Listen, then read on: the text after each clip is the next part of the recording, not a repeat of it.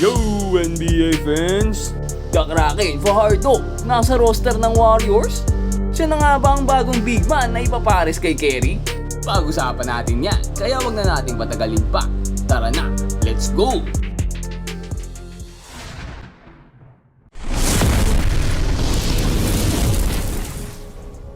At ayun na nga, off-season ngayon ng NBA mga parigoy.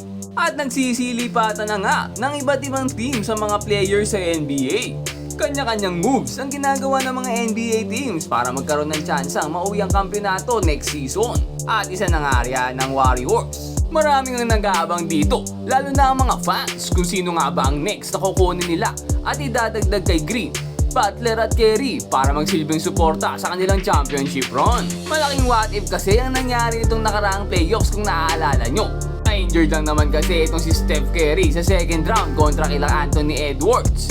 Marami ang nagsasabi na kung hindi nga raw ito na-injured ay may chance sila ang makapag-champion ulit. Pero dahil nga sa injury ni Kerry ay nabitin nga itong Warriors at nalaglag sila. Kaya ngayon ay naghahanap sila ng mga players na pwedeng sumuporta kay Steph. Isa na nga sa mga naging recent na balita dito ay ang lumabas na roster ng GSW para sa 2025 to 2026 lineup nila. Halos walang nagbago dito. Nandyan pa rin ang mga stars at ang mga lumang bench at role players nila. Buod na dyan ang ilang players nila na nawala at ang mga bagong rookies sila kinuha sa NBA.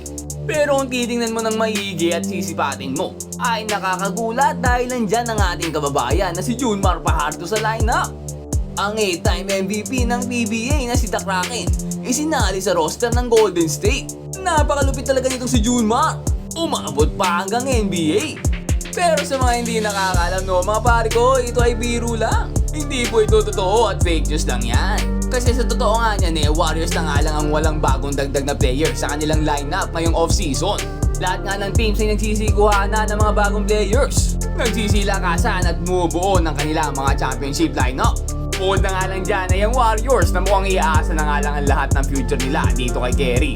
Dahil nga dyan maraming na-disappoint no? Siguro ito nga rin ang rason kaya naisipang gumawa ng nakakatuwang biro ng kabayan natin at sinama nga sa lineup ng Warriors itong si Fajardo.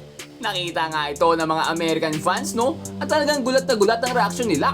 Napapatanong na lang sila ng, sino yan? Pero siyempre in English no? Ayan na lang ang nagiging reaksyon nila kapag nakikita nila ang picture ni kabayan sa roster ng Warriors na lumabas. Nakakatawa ka no? Pati sila napaniwala. At napapa-research pa nga kung sino nga ba talaga tong si Fajardo. Pinapanood mga highlights niya. At nakikita pa nga nilang 8-time MVP itong si The Kraken sa PBA. Bukod dyan ay nakakatuwa lang din dahil na-expose nga itong mga local players natin sa international at mas nakikilala pa.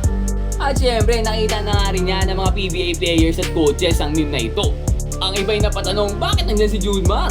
Meron namang iba na sumakay sa biro. Sinasabi pa nila na pwede. Bagay ito sa Warriors at sureable na ang championship nila.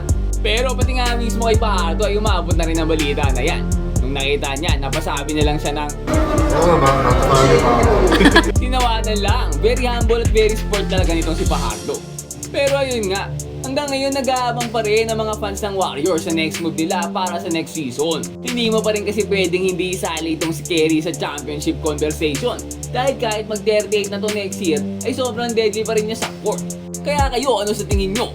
Sino kayang pwedeng kunin ng Golden State para makaalalay kay Steph at magkaroon pa sila ng chance na muling makuha ang championship? Comment down below and mag-subscribe ka na rin sa ating channel para lagi kang updated sa mga latest NBA happenings. Ayun lang for today, peace out and God bless.